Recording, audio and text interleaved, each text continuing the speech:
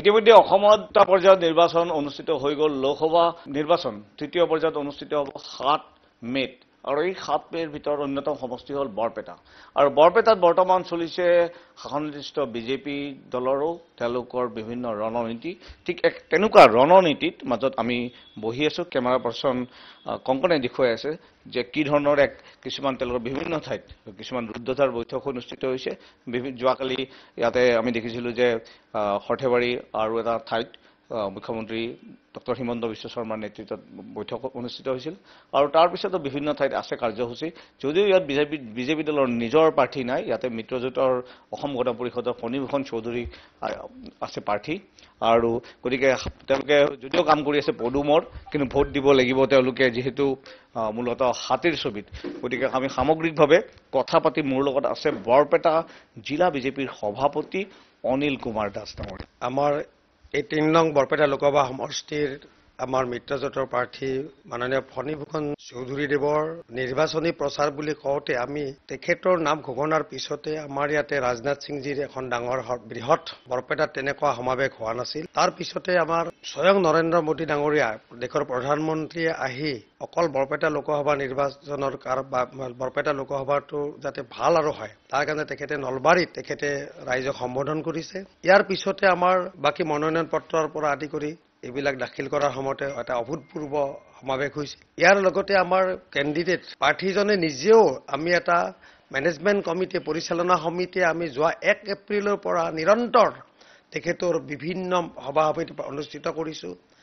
তেখেতক বাদ দিও আমাৰ দুয়োটা দলৰে জিলা আৰু দুয়োটা দলৰে বিভিন্ন পৰ্যায়ৰ নেতাসকলে বিভিন্ন স্থানত ৱাৰ্ডৰ পৰা আদি কৰি পঞ্চায়তৰ পৰা আদি কৰি বিভিন্ন সভা সমিতি পাতি আছে। মোৰ যিহেতুকে ইয়াতে মোৰ 2টা সমষ্টি ধুবুৰী লোকসভাত পৰে, দুয়োটা সমষ্টিতে ইতিমধ্যে এজিপিৰ শীৰ্ষ নেতৃত্ব নেতাসকলে বিভিন্ন স্থানত তেখেতসকলে সভা সমিতি পাতিছে। মাননীয় অতুল বৰাদেৱ, মাননীয় কেশৱ মহন্ত ডাঙৰীয়া দেৱেও বিভিন্ন স্থানত গৈ তেখেতসকলে প্ৰচাৰ কাৰ্য চলাই আছে আৰু আমাৰ মাননীয় মুখ্যমন্ত্ৰীয়ে যোৱাকালি সৰ্থেবাৰীত তেখেতে সভা অনুষ্ঠিত কৰিছে। অহাকালিও তেখেতে বৰপেটা জিলাৰ ভৱানীপুৰ সৰভোগ সমষ্টিৰ সৰুপেটাত অনুষ্ঠিত কৰিব। 3 মেত তেখেতে পাকাবেতবাৰীত আহিব। আমি সকলোৱে জানো যে পাকাবেতবাৰী এটা সংখ্যালঘু অধিকৃত অঞ্চল আৰু এইবাৰ সংখ্যালঘু অঞ্চলত মানে ৰাইজৰ যিটো সঁহাৰি দেখিছোঁ, এটা বিশ্বাস আমাৰো জন্মিছে যে এইবাৰ 19 লাখতকৈ অধিক ভোটাৰ্ছ আমাৰ ইয়াতে আছে। আমাৰ 10টা সমষ্টিত আমি নাই বুলি 4-5 লাখ ভোটাৰ ব্যৱধানত আমাৰ মিত্ৰজোঁটৰ প্ৰাৰ্থী জিকাটো নিশ্চিত হৈ পৰিছে আৰু বাকী আমাৰ সাংগঠনিক যিবিলাক কাম কাজ চলি আছে আগৰ পৰাই চলি আছে। আমাৰ বুথ লেভেলৰ পৰা আমি পৃষ্ঠা প্ৰমুখ পৰ্যন্ত আমি নিয়োগ কৰিছোঁ। বিভিন্ন ধৰণৰ আমি সাৰ্ভেবিলাক কৰি আছোঁ আৰু আমি নিশ্চিত যে আমাৰ এইবাৰ প্ৰাৰ্থীয়ে মই কোৱা ধৰণে 4-5 লাখ ভোটৰ বিভিন্নত নিশ্চিত বিজয় আমি সেই ঘাইটো মাৰিব পাৰিম। হয়, আৰু তাৰ বাবে ধৰক আপুনি বহু দিনৰ পৰা আপুনি বহুত পুৰণি বিজেপি কৰ্মী আছিল, তাৰ পৰা নেতা আৰু বিভিন্ন ধৰণৰ সংঘৰ লগতো জড়িত। আপোনালোকে সাংগঠনিক দিশবিলাকত কি ধৰণে কৰিছে? কিয়নো সমষ্টি পুনৰ নিৰ্ধাৰণৰ পিছত বৰপেটা সমষ্টিটোত প্ৰথমবাৰৰ কাৰণে বিজেপি দল বিজয়ী হোৱাৰ সম্ভাৱনা আছিল, য'ত আপোনাৰ প্ৰাৰ্থিত্বৰ কথা ওলাই আছিল, প্ৰাক্তন বিধায়ক অশোক শৰ্মা ডাঙৰীয়াৰ কথা ওলাইছিল আৰু বিভিন্নজনৰ কথা ওলাই আছিল প্ৰাৰ্থিত্বৰ বাবে। কিন্তু তেনেকুৱা ক্ষেত্ৰত ধৰক যিহেতু মিত্ৰজোঁটক দিলে আৰু ছেকেণ্ডলি দলীয় আপোনালোকৰ নিজৰ শক্তিটো সাংগঠনিক ভিত্তি শক্তি হ'ল কি ধৰণে আপুনি জিলাৰ সভাপতি হিচাপে কৰি গৈছে? আমাৰ বৰপেটা জিলাত সমষ্টি পুনৰ নিৰ্ধাৰণৰ পিছত আমি মাননীয় মুখ্যমন্ত্ৰী মহোদয়ক ধন্যবাদ জ্ঞাপন কৰিব লাগিব। তেখেতৰ মাৰ্গদৰ্শনে হওক বা আমাৰ ইলেকশ্যন কমিশ্যনাৰৰ আমি প্ৰত্যয়মান দিব পাৰিছিলোঁ যে বৰপেটাক আমাক বৰপেটা SC কৰি দিলে আৰু বৰপেটা সমষ্টিটো সুন্দৰকৈ এটা গঢ় লৈ উঠিছে জনগণৰ দিশৰ ফালৰ পৰা। তাৰ কাৰণে মাননীয় মুখ্যমন্ত্ৰী ডাঙৰীয়াক আমি ধন্যবাদ জ্ঞাপন কৰিছোঁ। আগৰ লোকসভা সমষ্টিবিলাকত আমাৰ যিবিলাক আমি জানো যে 106টাতকৈ অধিক বিধানসভা সমষ্টি এতিয়া আমাৰ স্থানীয় আমাৰ খিলঞ্জীয়াৰ হাতত গুচি গ'ল। বৰপেটাৰ 26ত আমাৰে কোনোবাই হয়তো আমাৰ বিধানসভাৰ বিধায়ক হ'ব পাৰিব আৰু আমাৰ এই লোকসভাটো আমাৰ স্থানীয় খিলঞ্জীয়াৰ হাতত এইবাৰ অৰ্পণ কৰা হ'ব। আমি স্বাধীনতাৰ পিছৰে পৰা এই অঞ্চলৰ মানুহে তেনেকুৱা MP বিলাকৰ পৰা কি লাভালাভ হয়, বিধায়কবিলাক থাকে বেলেগ, কোনো স্থানীয় জনসাধাৰণৰ বিশেষ কৰি খিলঞ্জীয়াৰ কাৰণে এটা বিৰাট ডাঙৰ প্ৰত্যাহ্বান আছিল। বাকী আপুনি যিটো কথা কৈছে যে সাংগঠনিক দিশৰ ভিতৰত আজি মোৰ আণ্ডাৰত পৰে 19টা মণ্ডল, মোৰ 2টা সমষ্টি পৰে চেঙা আৰু মন্দিয়াত প্ৰায় 531টা বুথ আছে। আজি আপোনালোকে চাব প্ৰত্যেকটা মাইনৰিটিতে আমাৰ বুথৰ সমিতি আছে, পৃষ্ঠা প্ৰমুখ নিয়োগ কৰা হৈছে। ইয়াৰ উপৰি বাকী আমাৰ প্ৰায় 1027টাতকৈ বেছি বুথ আছে, যিটো বুথৰ অধিক সংখ্যকে আমাৰ খিলঞ্জীয়াৰ আধিপত্য থকা বুথ। তাত আমি পৃষ্ঠা প্ৰয়োগ নিয়োগ কৰিছোঁ। মানে বৰপেটা জিলাত মোৰ পৃষ্ঠা প্ৰমুখৰ সংখ্যা প্ৰায় 24,000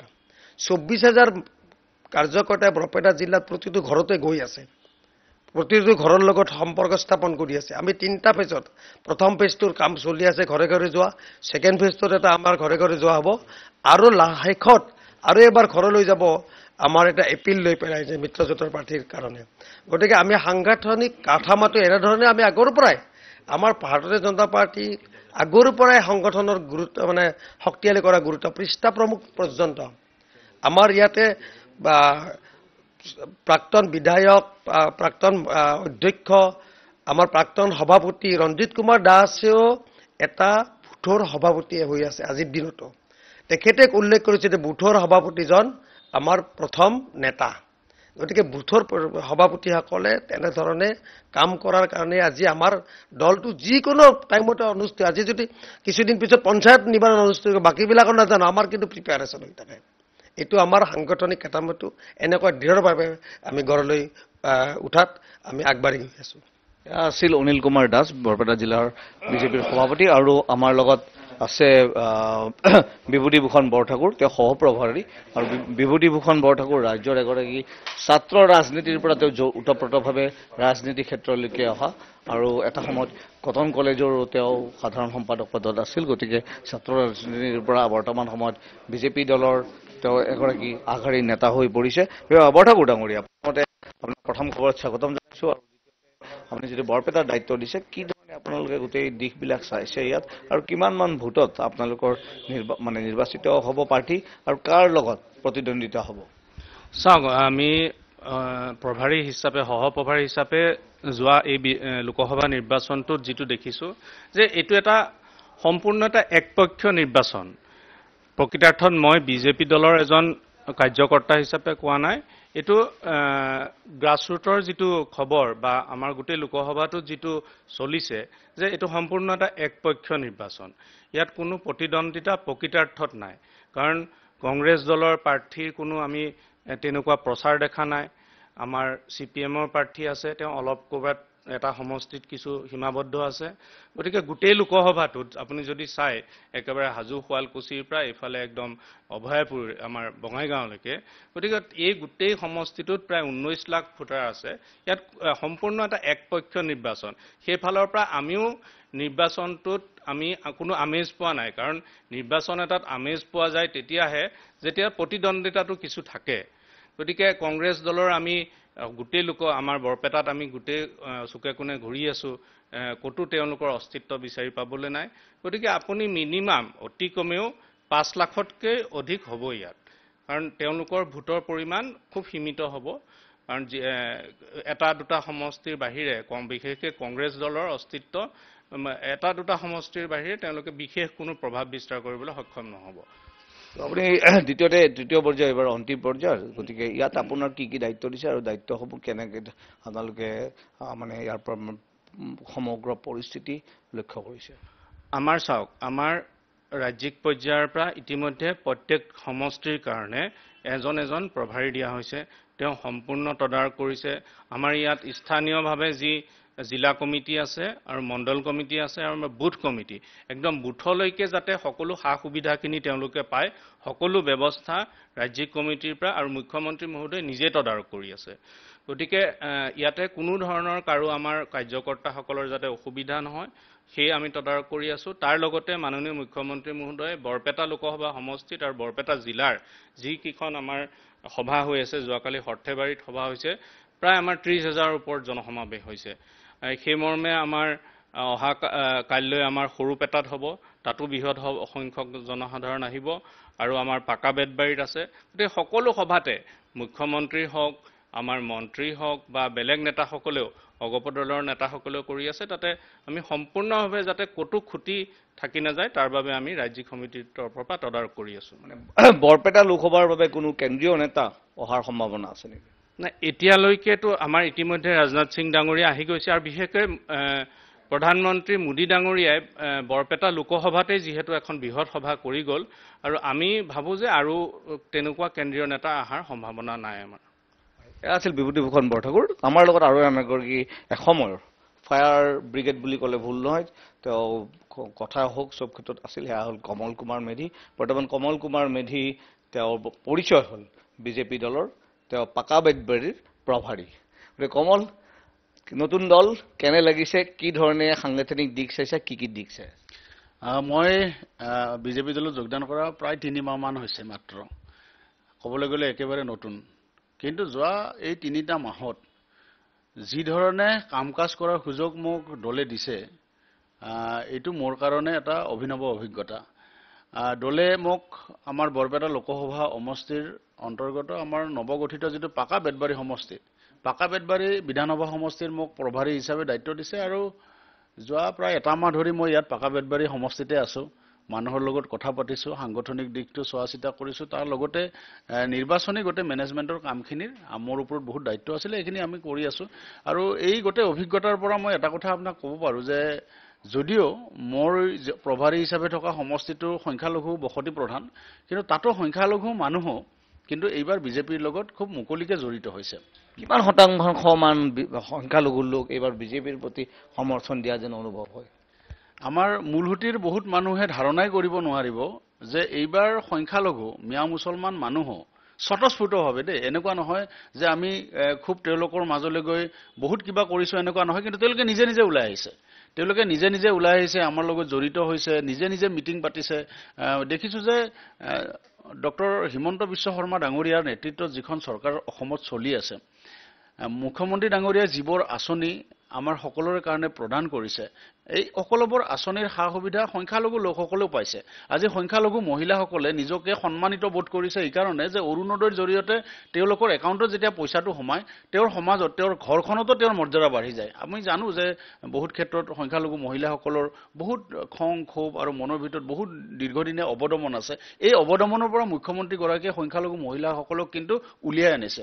গতিকে সংখ্যালঘু মহিলাসকল ক'বলৈ গ'লে এতিয়া হিমন্ত বিশ্ব শৰ্মা ডাঙৰীয়াৰ গুণগান গাই থাকে, আমি দেখিছোঁ গোটেই যেতিয়া আমি কাম কৰি আছোঁ ৰাইজৰ মাজত। গতিকে সংখ্যালঘু ভোটো এইবাৰ অভাৱনীয়ভাৱে আমাৰ বৰপেটা লোকসভা সমষ্টিত আহিব।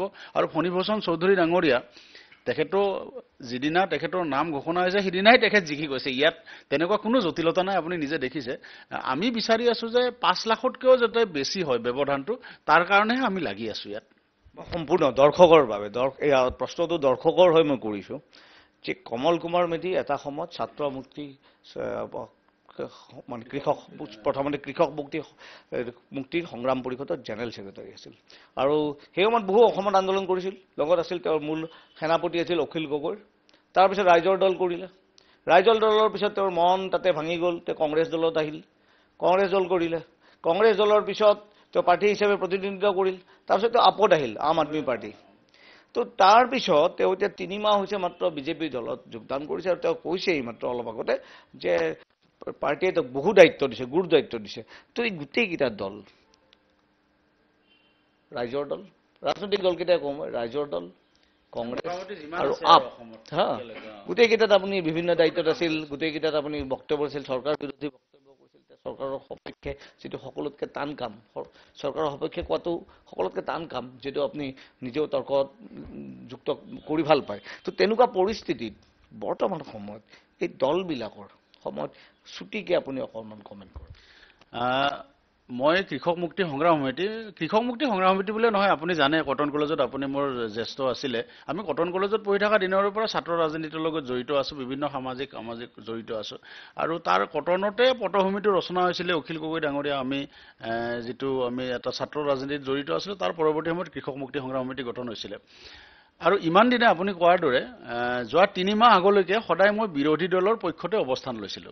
আৰু কংগ্ৰেছ দলত মই যেতিয়া গৈছিলো, যেতিয়া কংগ্ৰেছৰ বিজেপিৰ দলৰ সাংঘাতিক উত্থান, চাৰিওফালে জয় জয় মই আৰু কংগ্ৰেছৰ সাংঘাতিক বিপৰ্যয়, সেই সময়ত মই কংগ্ৰেছলৈ গৈছিলো। গতিকে মই এই প্ৰথম মই শাসক দললৈ আহিছো আজি 3 মাহ আগত। তাৰ আগতে বিৰোধী দলত থাকোতে আমাৰ অৱস্থানটো বেলেগ আছিলে। এতিয়া শাসক দলত অহাৰ লগে লগে কিছুমান ক্ষেত্ৰত মই দেখিছো যে হয় আপুনি কোৱাৰ দৰে ইয়াত অলপ কথা জুখি মাখি ক'বলগীয়া হয়। ইয়াত আমি সঁচাসঁচিকে চৰকাৰখনে যিবিলাক কাম কৰিছে তাক লৈ আমি এনালাইচিছটো দিবলগীয়া হয়। আৰু বিৰোধীৰ যেতিয়া অৱস্থানত থকা যায় তেতিয়া যিকোনো কথা কৈ দিব পাৰে। নহয়, আপুনি যিকোনো কথা কৈ দিব পাৰে। বিৰোধী দলত থাকিলে আপুনি যিকোনো কথা কৈ দিব, মাত্ৰ চৰকাৰখনক আপুনি ডেমেজ কৰিব লাগে, চৰকাৰখনক আপুনি জনতাৰ মাজত আপুনি হেয় কৰিব লাগে, চৰকাৰখনক জনতাৰ মাজত জনপ্ৰিয়তা হ্ৰাস কৰিব লাগে। তাৰ কাৰণে আপোনাৰ মুখত যি আহিছে আপুনি কৈ দিব পাৰে। কিন্তু যেতিয়া আপুনি শাসক দলত থাকে, মোৰ নতুন অভিজ্ঞতা, আমাৰ সঁচাসঁচিকে যিখিনি কাম হৈছে, নোহোৱা কামটো আমি ক'ব নোৱাৰো। যিখিনি কাম হৈছে সেইখিনি আমি ক'ব লাগে, তাক আমি উপস্থাপন কৰিব লাগে। আৰু খুব বিনয়েৰে, যিহেতু আমি শাসনত আছো, খুব বিনয়েৰে, আপুনি জানে আমাৰ কথা কোৱাৰ ষ্টাইলটো অলপ বেলেগ ধৰণে আমি বিৰোধীত থাকোতে কৈছিলো বা কৃষক মুক্তিত থাকোতে। এতিয়া যেতিয়া শাসক দলত আহিছো আৰু তাতকে বিজেপি দলটো এটা সাংঘাতিক ধৰণে সুসংগঠিত আৰু ইয়াত এটা সাংঘাতিক ডিচিপ্লিন আছে।